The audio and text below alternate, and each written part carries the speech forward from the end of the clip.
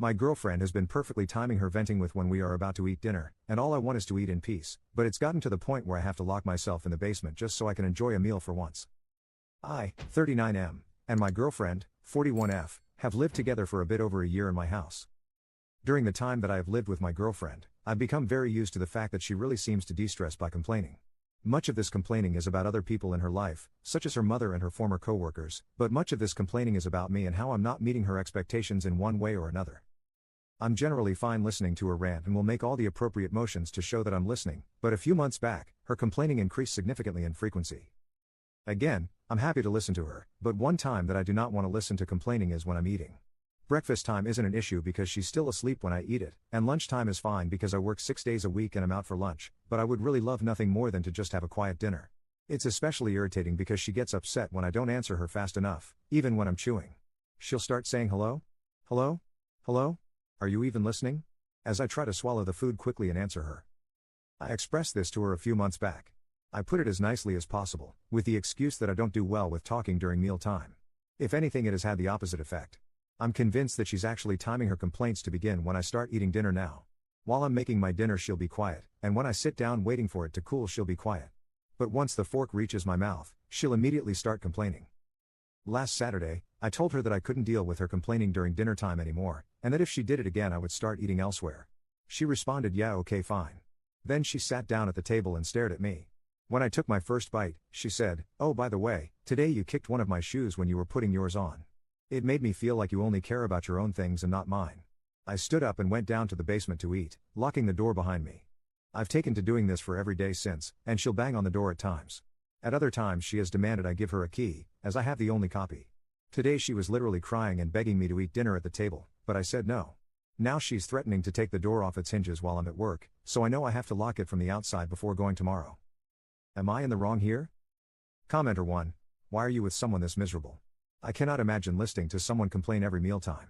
All day, every day. Are you really going to do this for the next 20 years or more? Yikes.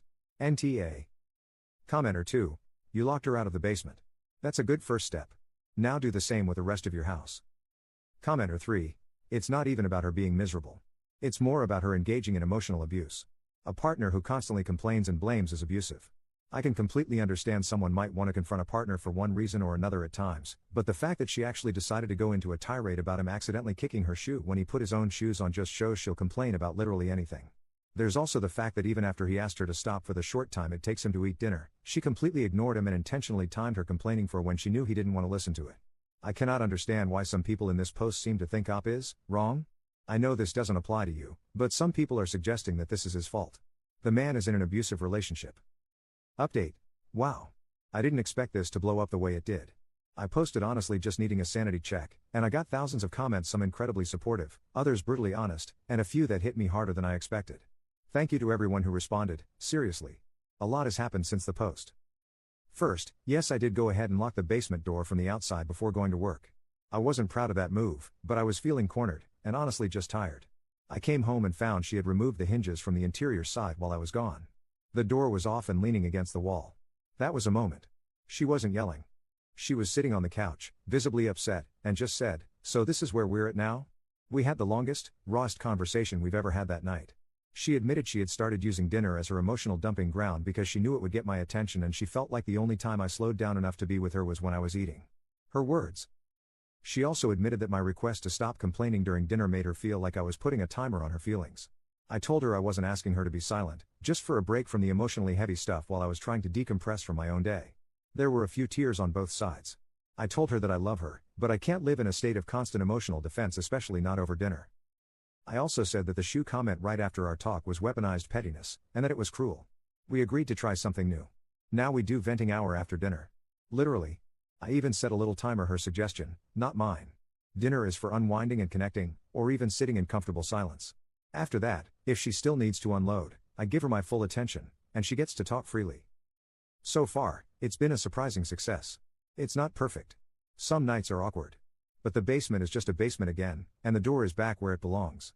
We're also looking into couples therapy, not because we're failing, but because we finally agreed it's okay to get help before things fall apart. Thank you again to everyone who responded. Even the tough comments helped me realize that choosing peace for yourself isn't immature, sometimes it's the most adult thing you can do. Commenter 1. What does she have to vent about for an hour every day? She needs to look at her life and make some changes if this is the norm. Commenter 2. I would dump her. Someone trauma dumping on you every day is toxic as hell.